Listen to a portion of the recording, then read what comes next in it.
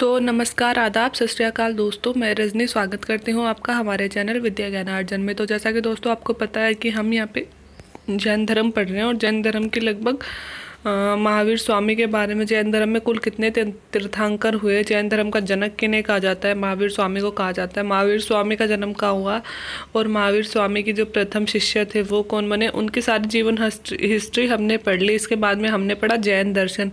जैन दर्शन में 6 द्रव्यों से निर्मित संसार की बातें कही गई है। जैन धर्म की त्रिरत्न हमने पढ़ ली है। जैन धर्म की मुख्य बातें हमने पढ़ ली। आश्रव क्या होता है, कर्म के जीवन की ओर प्रवाह। संवर क्या होता है, कर्म का जीवन की ओर प्रवाह, रुक जाना। निर्जरा क्या होता है, अवशिष्ट कर्म का जल जाना या फिर पहले से विद्यमान कर्मों का नाश हो जाना। बंधन क्या होता है, कर्म या जीव के साथ संयुक्त हो जाना। भिक्षुओं के लिए इन्होंने 5 महाव्रत और इसके अलावा गृहस्थों के लिए 5 अणुव्रतों की व्यवस्था इन्होंने की है। और शादवाद की, वही शादवाद जैन धर्म से रिलेटेड है। संघ की स्थापना इन्होंने की थी। ये जो संघ में जो अनुयायी होते थे वो गणधर कहलाए। अब हम पढ़ते हैं जैन धर्म की विशेषताएं। सबसे पहले ये 2 चीज़ें तो हमने फिर भी पढ़ ली थी, लेकिन शुरू यहाँ से करते हैं। जैन धर्म में देवताओं को स्वीकार किया गया है, किंतु उनका स्थान जिन्न से नीचे रखा गया है। जिन्न मतलब महावीर स्वामी को कहा गया है। तो इन्होंने कहा तो है कि हाँ देवता तो होते हैं, लेकिन महावीर स्वामी उनके लिए सबसे बड़े हैं, उनसे नीचे सारे देवताओं को माना गया है। जैन धर्म संसार की वास्तविकता को स्वीकार करता है, परंतु सृष्टिकर्ता के रूप में ईश्वर को स्वीकार नहीं करता। संसार की वास्तविकता को तो स्वीकार करता है कि एक संसार है, इसका निर्माण के लिए कोई विशिष्ट शक्ति कार्यरत है, परंतु जो है कि वो यह नहीं मानते हैं कि ईश्वर की नामक कोई शक्ति है जो इस संसार को चलाती है ना। ईश्वर की शक्ति में वो लोग विश्वास नहीं करते हैं। जैन धर्म में वर्ण व्यवस्था की निंदा नहीं की गई है। महावीर स्वामी के अनुसार किसी का पूर्व जन्म में अर्जित पाप पुण्य के अनुसार ही अगला जन्म उच्च और निम्न कुल में होता है। तो जैन धर्म में दोस्तों सेम जैन धर्म और बौद्ध, ना जैन धर्म में वर्ण व्यवस्था की निंदा की गई है और ना ही बौद्ध धर्म में वर्ण व्यवस्था की निंदा की गई है। दोनों में ये ज़रूर किया गया है कि किसी भी धर्म के व्यक्ति को इनके संघ में प्रवेश मिलता था, इनका धर्म अपना सकता था। इनके धर्म के अकॉर्डिंग सारे जो ये धर्म और जातियां हैं ये सब बराबर है, लेकिन निंदा इनके द्वारा नहीं की गई थी, है ना। इसके अलावा महावीर स्वामी ने तो ये तक कहा था कि जैसे कि हम इस जन्म में कोई भी कार्य करेंगे, है ना, उनके आधार पर अपना अगला जन्म हम उच्च कुल में पैदा होते हैं, निम्न कुल में पैदा होते हैं, निश्चित होता है। मतलब हमारे पूर्व जन्मों के आधार पर यह डिसाइड होता है कि हम उच्च कुल में पैदा हुए या निम्न कुल में पैदा हुए। मतलब इसका मतलब क्या हो गया, इसका मतलब ये हो गया कि जैन धर्म वाले भी पुनर्जन्म में विश्वास करते थे। भाई पिछले जन्म में अच्छे कर्म करोगे तो इस जन्म में अच्छा कुल हमें मिला है ना। तो पूर्व जन्म में विश्वास हो गया ना इनका। तो जैन धर्मवादी भी पुनर्जन्म और कर्मवाद में कि भाई अच्छा कर्म करेंगे, पिछले जन्म में अच्छा कर्म करेंगे तो हमें अगले जन्म में उच्च कुल मिलेगा, है ना। तो फिर क्या हो गया, कर्मवाद में भी विश्वास हो गया कि नेक काम करोगे तो उच्च कुल हमें अगले जन्म में मिलेगा। उनके अनुसार कर्म फल ही जन्म और मृत्यु का कारण है। मतलब कर्म ही हमारी जन्म और मृत्यु का कारण बनते हैं। जैन धर्म में अहिंसा पर विशेष महत्व दिया गया है। दोस्तों अहिंसा तो जैन धर्म की यूँ मान लो कि आधार स्तंभ है, और गांधी जी ने भी अहिंसा का सिद्धांत जैन धर्मियों से ही लिया था, है ना। अहिंसा को वाले बहुत ज़्यादा महत्व देते हैं तथा कृषि और युद्ध में भाग लेने पर भी जैन धर्मावलंबियों ने प्रतिबंध लगाया। देखो अब जो बुद्ध थे, बुद्ध में भी वैसे तो अहिंसा को अपनाया गया है, लेकिन उन्होंने इतनी ज़्यादा अहिंसा नहीं अपनाई है जितना कि ये लोग अपनाते हैं। इन्होंने तो ये भी कहा है कि कृषि भी मत करो। कृषि करने से, हल चलाने से क्या होता है, मिट्टी में उपस्थित छोटे छोटे जीव होते हैं ना, उनका नाश होता है ना। तो वो अहिंसा हो गई, है ना। इसके अलावा युद्ध में भाग भी, मतलब युद्ध में भाग लेने से भी मतलब लोगों की मृत्यु होती है, ये सब होता है, तो वो अहिंसा हो गई। तो इन्होंने कहा क्या कहा कि कृषि और युद्ध में भाग लेने पर इन्होंने प्रतिबंध लगा दिया है। जैन धर्म में संलेखना पद्धति अपनाई गई है। संलेखना पद्धति का अगर कहीं भी नाम आता है तो उसे आपको जैन धर्म से रिलेट करना है। जैसे कि सापेक्षवाद का नाम आया था तो जैन धर्म में होती है, तो संलेखना भी जैन धर्म में ही होती है। और दोस्तों ये संलेखना ना केवल पहले बल्कि वर्तमान में भी संलेखना पद्धति जैन धर्म वाले मानते हैं। उपवास द्वारा अपने शरीर का त्याग कर देना, मतलब उपवास मतलब भूखे रहकर जानबूझकर अपने शरीर को त्याग देना, ये होती है संलेखना पद्धति। विस्तार से देखते हैं कि संलेखना जैन धर्म के अनुसार क्या होती है। संलेखना दो शब्दों से मिलकर बना हुआ है दोस्तों, सत्य प्लस लेखना। सत्य मतलब जो सच होता है, अच्छाई होती है। लेखना मतलब उसका लेखा जोखा, है ना। तो मूल वर्ड का मीनिंग क्या हो गया, सत्य प्लस लेखना, मतलब सत्य का लेखा जोखा या फिर अच्छाई का लेखा जोखा करना। जैन दर्शन में संलेखना शब्द उपवास द्वारा प्राण त्याग के लिए प्रयुक्त हुआ है। संलेखना शब्द का प्रयोग जैन धर्म में क्या कहा गया है कि उपवास करके इतने दिन तक भूखे रहना जितने दिन तक स्वयं ही अपने मतलब मृत्यु ना हो जाए। तो उपवास के द्वारा प्राण त्याग कर देना ही संलेखना पद्धति है। जैन धर्म में कहा गया है कि घोर व अनिवार्य उपसर्ग, दुर्भिक्ष, वृद्धावस्था और रोग की स्थिति अगर आ जाए तो इनका कोई प्रतिकार संभव नहीं हो तो प्राण त्याग करने की प्रेरणा दी गई है। जैन धर्म में ये कहा गया है कि अगर कोई वर्ग मतलब आप बोल सकते हैं बुरी स्थिति अगर उत्पन्न हो जाती है ना, दुर्भिक्ष पड़ जाए मतलब अकाल पड़ जाए, वृद्धावस्था में, है ना, वृद्धावस्था में भी हम चाहें तो संलेखना पद्धति से अपना जीवन निर्वाह कर सकते हैं। और रोग की स्थिति उत्पन्न हो जाए, कोई ऐसा रोग हो जाए जो सही नहीं हो रहा हो, है ना, मतलब ये सब है कि जब आपको जीवन निर्वाह कठिन लगने लगे, है ना, और उस जीवन निर्वाह को सुधार करने का कोई उपाय न बचे और इनका कोई प्रतिकार भी ना हो, मतलब इसे किसी भी तरह से सही नहीं किया जा सकता, तो क्या होता है, संलेखना पूर्वक प्राण करने की प्रेरणा दी गई है। तो इन्होंने कहा है कि आप उपवास रख के स्वयं अपने प्राण त्याग कर सकते हैं। इस प्रकार सुखपूर्वक शोक रहित होकर मृत्यु का वर्णन करना ही संलेखना है।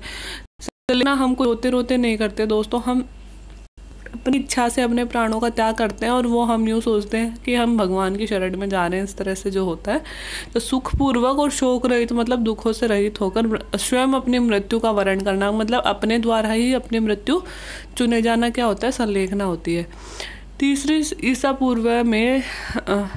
ईसा पूर्व सदी में सम्राट चंद्रगुप्त मौर्य ने श्रवण बेलगोला में संलेखना विधि द्वारा ही अपने प्राणों का त्याग किया था। जो चंद्रगुप्त मौर्य थे दोस्तों, मौर्य वंश के जो संस्थापक थे, चाणक्य के शिष्य चंद्रगुप्त मौर्य, उन्होंने क्या किया था कि अंतिम समय में अपने शासन का त्याग कर दिया था, है ना।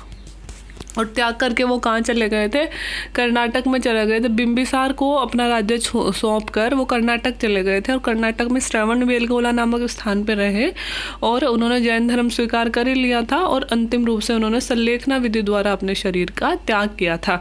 तो ये इसका सबसे बड़ा एग्जाम्पल हो जाता है कि संलेखना विधि से त्याग करने वाले सम्राट कौन थे, तो वो थे चंद्रगुप्त मौर्य। ठीक है। कालांतर में जैन धर्म श्वेतांबर और एक दिगंबर, है ना। श्वेतांबर दोस्तों 13 पंथी समुदाय जो होता था इनका जैन धर्म का, वो श्वेतांबर कहलाए और समैया जो संप्रदाय होता था वो दिगंबर कहलाए। मतलब बात ये थी कि श्वेतांबर जो होते थे वो श्वेत वस्त्र पहनते थे और दिगंबर जो होते थे वो क्या होते थे, निवस्त्र रहते थे, है ना। ये इनका मतलब रूल बना था। तो भद्रबाहु और उनके अनुयायियों को दिगंबर कहा गया। तो भद्रबाहु और उनके जो अनुयायी थे उनको तो कहा गया दिगंबर और स्थलबाहु और उनके अनुयायियों को कहा गया श्वेतांबर। तो आप यूँ भी कह सकते हो कि श्वेतांबर तो किसने चलाया, स्थलबाहु ने चलाया, और दिगंबर किसने चलाया, भद्रबाहु ने चलाया। ठीक है। स्थलबाहु और उनके अनुयायियों को श्वेतांबर कहा गया और श्वेतांबर संप्रदाय के लोगों ने ही सर्वप्रथम महावीर और अन्य तीर्थंकरों की पूजा आरंभ की थी और ये सफ़ेद वस्त्र धारण करते थे। श्वेत अंबर तो अपन को पता चल गया, श्वेत प्लस अंबर, श्वेत मतलब सफ़ेद, अंबर मतलब वस्त्र, है ना। तो श्वेतांबर संप्रदाय चलाया किसने, स्थलबाहु ने। और श्वेतांबर संप्रदाय के लोग ही थे जिन्होंने महावीर स्वामी ने तीर्थंकरों को भगवान मानकर उनकी पूजा अर्चना शुरू की थी। इससे पहले इन तीर्थंकरों को भगवान नहीं इंसान माना जाता था, लेकिन इन्होंने इनको भगवान बना दिया। राष्ट्रकूट राजाओं के शासनकाल में दक्षिणी भारत में जैन धर्म का काफ़ी प्रचार हुआ। जो राष्ट्रकूट वंश था उनके शासनकाल ने जैन धर्म को बहुत ज़्यादा आश्रय दिया और दक्षिणी भारत में राष्ट्रकूट वंश था दोस्तों, तो दक्षिणी भारत में जैन धर्म का प्रचार हुआ। उत्तर भारत में जैन धर्म के 2 केंद्र थे, एक तो उज्जैन और एक मथुरा, है ना। इन 2 केंद्रों पर उत्तर भारत में जैन धर्म ज़्यादा प्रसिद्ध था। दिलवाड़ा में कई जैन तीर्थंकरों के जैसे आदिनाथ और नेमिनाथ आदि के मंदिर हैं। इसके अलावा खजुराहो में पार्श्वनाथ और आदिनाथ आदि के मंदिर हैं। तो अपन सबने सुना है दिलवाड़ा के जैन मंदिर, है ना। तो दिलवाड़ा के जो जैन मंदिर है वहाँ पे आदिनाथ और नेमिनाथ, है ना, ये तो जो 24 तीर्थंकर हुए थे इनमें से ये 2 तीर्थंकर थे जिनके मंदिर दिलवाड़ा में बने हुए हैं। इसके अलावा जो खजुराहो के मंदिर है दोस्तों वहाँ पे पार्श्वनाथ और आदिनाथ के मंदिर। अब है जैन संगति। जैसे कि बौद्ध 4 संगतियाँ हुई थी, वैसे जैनियों की दोस्तों 2 संगतियाँ हुई थी। तो इम्पोर्टेंट तो बौद्ध वाली संगतियाँ ही है, लेकिन हो सकता है कि कभी पेपर को टफ बनाने के लिए ये भी पूछ ली जाए, तो हम एक बार इन्हें भी पढ़ लेते हैं। कि देखो, प्रथम जैन संगति तो वो उसी ने करवाई थी जिसका सबसे ज़्यादा जैन धर्म में विश्वास था। वो कौन थे? चंद्रगुप्त मौर्य, जिन्होंने संलेखना पद्धति से अपने प्राण त्याग कर दिए थे, है ना। तो ये कब समय था इसका? 300 ईसा पूर्व। स्थान कौन सा था? पाटलिपुत्र। अध्यक्ष थे दोस्तों स्थूलभद्र, और इस समिति में ही यह जो जैन धर्म था वो 2 भागों में बट गया था, श्वेतांबर और दिगंबर। अब द्वितीय जो हमारी संगति है उसके राजा का नाम नहीं पता चलता है, बुक्स में कम ही मिलता है, कम क्या मिला नहीं मुझे तो। अगर आपको कहीं मिले तो नीचे कमेंट बॉक्स में कमेंट करके बताना। 513 ईस्वी में हुई थी, वो तो हुई थी 300 ईसा पूर्व में, और ये हुई 513 ईस्वी में। गुजरात के वल्लभी नामक स्थान पे हुई, और देवर्षि श्रमाश्रवण ये इसके अध्यक्ष रहे थे। तो दोस्तों इतनी इंपॉर्टेंट नहीं है इनकी समितियां, फिर भी थोड़ी सी 2 ही तो समितियां, इतना तो याद रह ही सकती हैं कि चंद्रगुप्त मौर्य ने 300 ईसा पूर्व में पहली सम्मति करवाई थी, स्थूलभद्र उस समय उसका अध्यक्ष बना था, पाटलिपुत्र में हुई थी।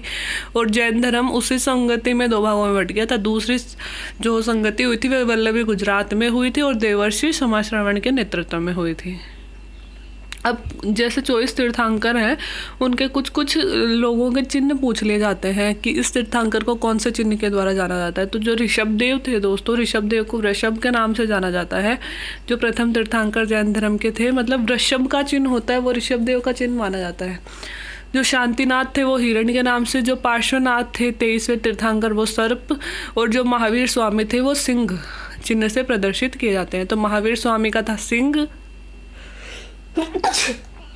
पार्श्वनाथ का था सर्प, और शांतिनाथ का हिरण। तो शांति तो दोस्तों हिरण में शांति होती है, तो अपन को वैसे भी पता चल जाएगा। और ऋषभदेव का था वृषभ। राजाओं में उदयन, बिंबिसार, अजातशत्रु, चंद्रगुप्त मौर्य, बिंदुसार और खारवेल जैन धर्म के समर्थक थे। ये जो सब राजा थे वो जैन धर्म के समर्थक थे। चंपा शासक दधिवाहन की पुत्री चंदना महावीर की पहली भिक्षुणी थी। तो चंपा के शासक थे दधिवाहन, उनकी पुत्री थी चंदना, वो महावीर की पहली भिक्षुणी मतलब महिला जो शिष्या होती है वो थी। और जैन धर्म के महत्वपूर्ण ग्रंथ कौन सा है? कल्पसूत्र, जो संस्कृत में लिखा हुआ है। तो ये जैन धर्म का महत्वपूर्ण ग्रंथ है। तो ये है दोस्तों जैन धर्म से महत्वपूर्ण बातें। आई होप कि मैंने जैन धर्म सारा कवर कर लिया है, इससे बाहर मुझे नहीं लगता जैन धर्म में से कुछ आएगा। लेकिन ये है कि आप इसी वीडियो को 2-4 बार रिवाइज करके देखते हैं तो आपका जैन धर्म में मतलब कुछ भी गलत नहीं होगा, ये मेरी गारंटी है।